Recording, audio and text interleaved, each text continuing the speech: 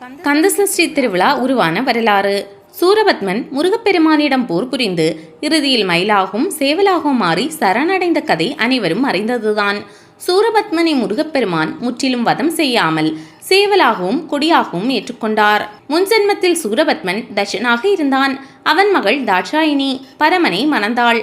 அந்த வகையில் தட்சனான சூரபத்மன் பரமசிவனுக்கு மாமனாகிறான். சிவபார்வதி மைந்தனான முருகப்பெருமானுக்கு சூரபத்மன் தாத்தா முறை. எந்த பேரனாவது தாத்தாவை கொல்வதற்கு முனைவானா? அதனால்தான் சூரபத்மன் மாமரமாகி நின்ற வேளையில் தன் அன்னியிடம் பெற்ற சக்திவேலால் மாமரத்தை இரண்டாக பிளந்து நான் என்னும் அகங்காரம் சேவலாகவும் எனது என்னும் அமகாரம் மயிலாகவும் மாறியது. சேவலை கொடியாக்கி மயிலை வாகனமாக்கி கொண்டார் முருகப்பெருமான். பேரனை சுமக்க தாத்தாவிற்கு கஷ்டமா என்ன? அதனால்தான் மயில் வாகனமாக மாறி பேரனை சுமந்தார் தாத்தா சூரபத்மன். சூரபத்மனின் ஆணவத்தை அழிப்பதற்கென்றே அவதரித்தவர் முருகக்கடவுள்.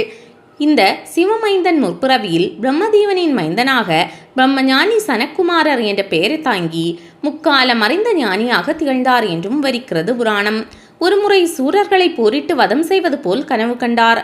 அதை தன் தந்தையான பிரம்மாவிடம், தந்தையே, நான் சேனாதிபதியாக நின்று அசுரர்களை வதம் செய்வதாக கனவு கண்டேன் என்று சொன்னார். அதற்கு அவர், சனத்குமாரா, உன் கனவு பலிக்கும். ஆனால் நீ பிரம்மஞானியாக இருப்பதால் இந்த பிறவியில் அது இயலாத காரியம். அடுத்த பிறவியில் உனக்கு அந்த பாக்கியம் கிட்டும் என்றார். முருகப்பெருமானின் அவதாரத்தை முன்னிட்டு சிவனாரும் உமையவளும் சனத்குமாரரை காண வந்தார்கள். தியானத்தில் இருந்த சனத்குமாரர் தியானம் முடிவடைந்ததும் தன் முன் சிவனும் பார்வதியும் நிற்பதைக் கண்டு வணங்கினார். அப்போது பரமேஸ்வரன், மகனே, உனக்கு என்ன வர வேண்டும் கேளென்றார். அதற்கு சனத்குமாரர், நீங்கள் ஒன்றும் எனக்கு வரம் தர வேண்டாம், உங்களுக்கு வேண்டுமானால் நான் வரம் தருகிறேன், கேளுங்கள் என்றார். இதை கேட்டு கோபம் கொள்ளவில்லை சிவனார். நீ எனக்கு மகனாக பிறக்க வேண்டும் என்று வரம் கேட்டார். சனத்குமாரரும், உங்கள் விருப்பப்படியே உங்கள் அருளால் உங்களுக்கு மகனாக பிறப்பேன் என்றார். இதை கேட்டுக்கொண்டிருந்த பார்வதி, அருளால் மகனாக பிறப்பேன் என்றால் என் பங்கு ஒன்றுமில்லாதது போல் தெரிகிறதே என்றாள். ஆம், கர்ப்பவாசத்தில் தோன்றப்போவதில்லை. எனவே அருள் கூர்ந்து தங்கள் கணவரின் அருள் பார்வையால் நான் அவதரிக்கும்படி செய்யுங்கள் என்றார். பார்வதியும், சரி, உன் விருப்பம் போல் நடக்கும் என ஆசீர்வதித்தாள். காலங்கள் கடந்தன. பஸ்மாசுரனை கொல்ல சிவபெருமான் மகாவிஷ்ணுவிடம் சென்றபோது பார்வதி தனித்திருப்பதை அறிந்த பஸ்மாசுரன் பார்வதியை தேடி வந்தான். தன் கணவனை பிரிந்த சோகத்தில் உருகி கொண்டிருந்த உமையவள் பஸ்மாசுரன் வருவதை அறிந்து அவனிடமிருந்து தப்பிக்க பொய்கையாக மாறினாள். அதுதான் சரவண பொய்கை எனப்படுகிறது.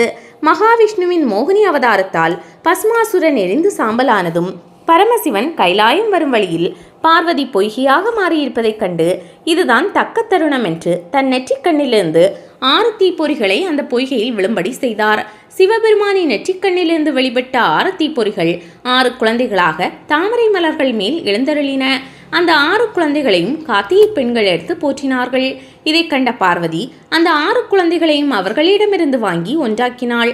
அந்த குழந்தையை 6 முகம் கொண்ட சரவணன் என்கிற முருகப்பெருமான். இப்படிதான் சனத்குமாரர் முருகக் கடவுளாக அவதரித்தார். சூரபத்ம வதமும் நிகழ்ந்தது. தேவர்களும் அழிந்தனர். இதன் காரணமாக தான் ஐப்பசி மாதம் வளர்பிறையிலிருந்து 6 நாட்கள் திருச்செந்தூரில் கந்தசஷ்டி விழா நடைபெறுகிறது. சஷ்டி திதியன்று சூரசம்ஹார நிகழ்ச்சி திருச்செந்தூர் கடற்கரையில் மிக சிறப்பாக நடைபெறும். கந்த சஷ்டி வேளையில் விரதம் இருந்து கந்தனை வணங்கி மகிழ்வார்கள் முருக பக்தர்கள்.